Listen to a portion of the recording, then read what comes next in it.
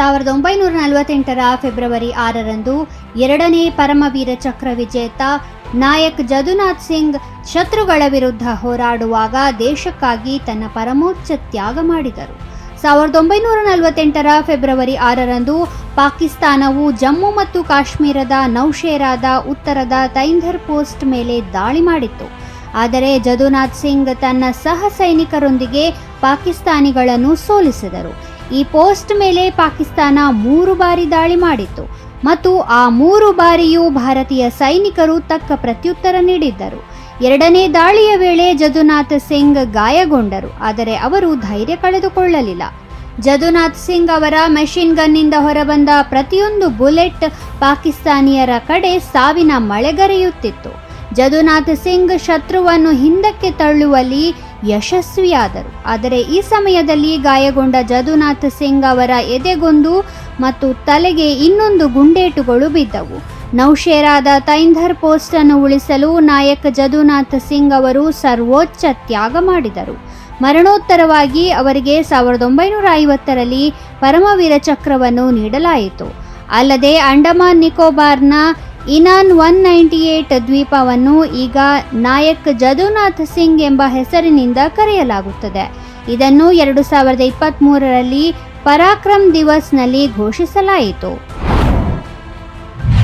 ನೇತಾಜಿ ಸುಭಾಷ್ ಚಂದ್ರ ಬೋಸ್ ಅವರ ಆಜಾದ್ ಹಿಂದ್ ಫೌಜ್ನ ಸೈನಿಕರಾಗಿದ್ದ ಗುರ್ಬಕ್ಷ್ ಸಿಂಗ್ ಢಿಲ್ಲೋನ್ ಅವರು 2006ರ ಫೆಬ್ರವರಿ 6ರಂದು ಗ್ವಾಲಿಯರ್ನಲ್ಲಿ ನಿಧನರಾದರು.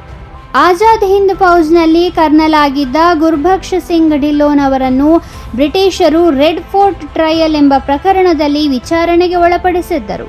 ವಾಸ್ತವವಾಗಿ ಢಿಲ್ಲೋನ್ 1933ರಲ್ಲಿ ಭಾರತೀಯ ಸೈನ್ಯಕ್ಕೆ ಸೇರಿದ್ದರು ಮತ್ತು 1941ರಲ್ಲಿ ಬ್ರಿಟಿಷ್ ಸೈನ್ಯವು ಅವರನ್ನು 2ನೇ ಮಹಾಯುದ್ಧದಲ್ಲಿ ಹೋರಾಡಲು ಮಲೇಷಿಯಾಕ್ಕೆ ಕಳುಹಿಸಿತ್ತು.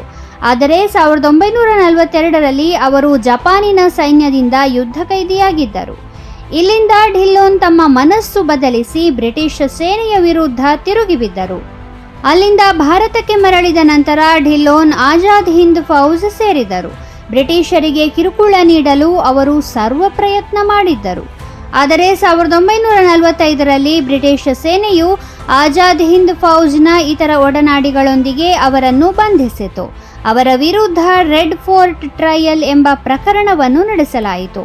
ಢಿಲ್ಲೋನ್ ಮತ್ತು ಅವರ ಸಹಚರರ ಬಂಧನದ ವಿರುದ್ಧ ದೇಶದಲ್ಲಿ ಧ್ವನಿಗಳು ಎದ್ದವು. ಇದರ ಪರಿಣಾಮವಾಗಿ ಬ್ರಿಟಿಷರು ಢಿಲ್ಲೋನ್ ಮತ್ತು ಅವರ ಸಹಚರರನ್ನು ಬಿಡುಗಡೆ ಮಾಡಬೇಕಾಯಿತು.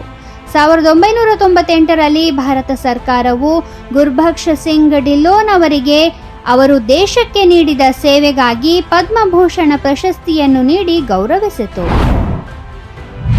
ನಾಸಾದ ಮೂನ್ ಮಿಷನ್ ಅಪೋಲೋ 14 1971ರ ಫೆಬ್ರವರಿ 6ರಂದು ಚಂದ್ರನ ಮೇಲೆ ಇಳಿಯಿತು. ಅಪೋಲೋ 14ನ ಸಿಬ್ಬಂದಿ ಸದಸ್ಯ ಗಗನಯಾತ್ರಿ ಅಲನ್ ಶೆಫರ್ಡ್ 1971ರಲ್ಲಿ ಈ ದಿನದಂದು ಚಂದ್ರನ ಮೇಲೆ ಗಾಲ್ಫ್ ಆಡಿದ್ದರು. ಅಲನ್ ಶೆಫರ್ಡ್ ಆ ಸಮಯದಲ್ಲಿ ಚಂದ್ರನ ಮೇಲ್ಮೈಯಲ್ಲಿ 2 ಗಾಲ್ಫ್ ಚೆಂಡುಗಳನ್ನು ಹೊಡೆದಿದ್ದರು. ಇದರೊಂದಿಗೆ ಅವರು ಚಂದ್ರನ ಮೇಲ್ಮೈಯಲ್ಲಿ ಗಾಲ್ಫ್ ಆಡಿದ ಮೊದಲ ವ್ಯಕ್ತಿ ಎನಿಸಿದರು.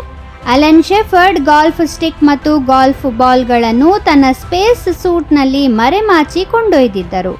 ನಾಸಾ ತನ್ನ 8ನೇ ಚಂದ್ರನ ಮಿಷನ್ ಅಪೋಲೋ 14 ಅನ್ನು 1971ರ ಜನವರಿ 31ರಂದು ಪ್ರಾರಂಭಿಸಿತು.